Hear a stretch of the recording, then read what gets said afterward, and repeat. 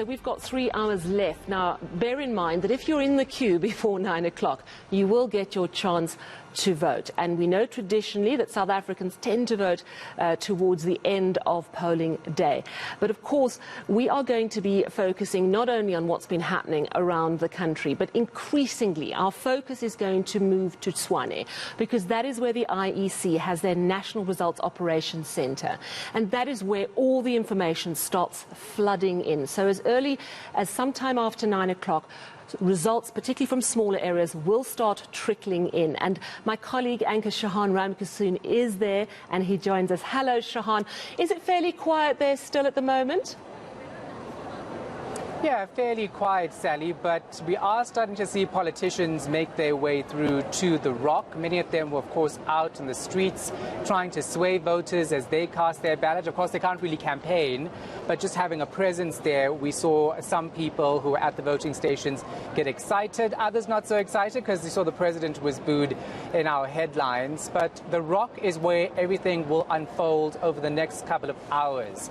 We will see those votes trickling in after 9 o'clock. We should get some sort of idea from the smaller voting districts exactly how things are looking tomorrow. And then the IEC is actually saying by Thursday we will have results. Whether or not that happens, of course, because of logistical issues remains to be seen. But that's the date we have been given. JJ Tabane, of course, from Power to Truth on ENCA, joining us here at the ROC, Sally. And JJ, you have been down there on the floor talking to the politicians. How are they looking? Absolutely. Look, I mean, everyone is putting a brave face, Shahan, to say this is going to be good for us. I mean, I had a chat with the DA mayoral candidate in Johannesburg. She feels very upbeat and, in fact, saying that it seems that there is a lot of cohesion amongst political parties in case there isn't an outright winner, already talking and recruiting each other in a sense to one side. ANC is going to have a tough time. But ANC's Jessie Duarte, I spoke to her also a little later on, and also Ngengeke Kana, who's head of their communications in the NEC, very upbeat about Tshwane, because they're saying, forget about what the survey said about them being neck to neck with the DA and Action SA. They think they're taking Tshwane, and the mood on the ground, according to them, is quite a positive one for them to take back Tshwane, because they're saying people are very angry about how the DA has governed the place. You know, Tshwane was without a mayor and government for months. It was taken over at some point by administration, by the provincial government. So all of that mess, they say, is working in their favor. Other smaller parties are quite subdued about how their chances are going to be like. I suppose that, as we say, the moment of truth will be when the results start trickling in. Yeah, definitely. So if you look at that map, right, it says all voting stations have officially opened, 100% across the country.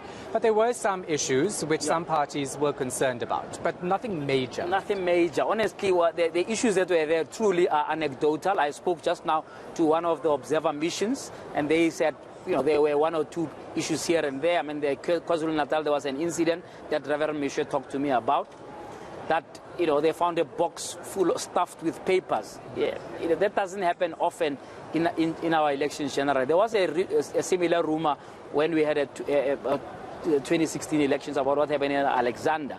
I can believe that with all the corruption happening in Alexander.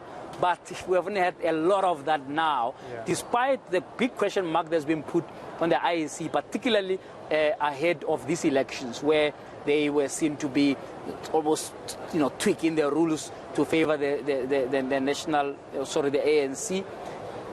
Jessie Duarte dismissing that completely when talking to me to say, you know, everyone must be given a chance to vote. And if there is a chance that you may disenfranchise people, that shouldn't happen. But others, or the others are saying the rules must apply to everyone. And then a lot of people are saying maybe this is how we are going to get some municipalities to just be free of the ANC, even if it was not through the front door. But anyway, all those politics aside, it seems to me that the whole issue of voter turnout surprised many. A lot of people, I mean, if you look, you're talking now about Ramaphosa being booted. By the way, it's not the first time that he gets a hard time when in Soweto campaigning around issues of water, electricity, particularly electricity, and so on. But it's clear that the voters decided, right, that they are going to exercise their power, and they're not going to say, oh, we're going to sulk away because we're unhappy with these service delivery issues. Yeah.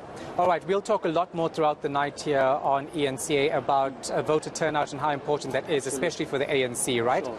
But Joji Chabane, hold it right there. Let's go back to Sally in Hyde Park. Sally, so of course we know that there are politicians still out there. We know that there are politicians here at the ROC. We'll get more reaction from them throughout the night, closer to when the polls actually do close at 9 o'clock. But for now, back to you. Thank you so much, Shahana. Yes, it will be interesting because, of course, at 7 o'clock we're due to get an update from the IEC. We will take that live at 7 o'clock. Now, the update, the lunchtime update at about 12:30, we knew that 3.5 million people had voted. That's of 26 million registered voters. It's going to be very interesting to see if that amount has picked up and if we start to see very long queues as we head into the evening.